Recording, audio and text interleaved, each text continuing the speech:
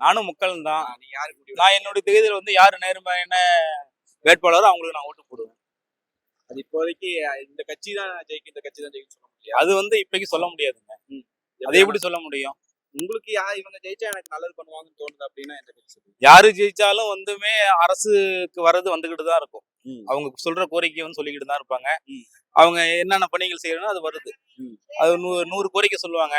50 நிறைவேறும், 50 நிறைவேறாது. யாரு ஜெயிச்சாலும் அதிமுக வந்தாலும் சரி, திமுக வந்தாலும் சரி, டிவிக்கு வந்தாலும் சரி, டிவிக்கு வந்துருமா? வந்தாலும் சரின்னு வந்துருமான்னு நான் சொல்ல வரல, வருமான்னு நான் சொல்ல, வந்தாலும் சரி.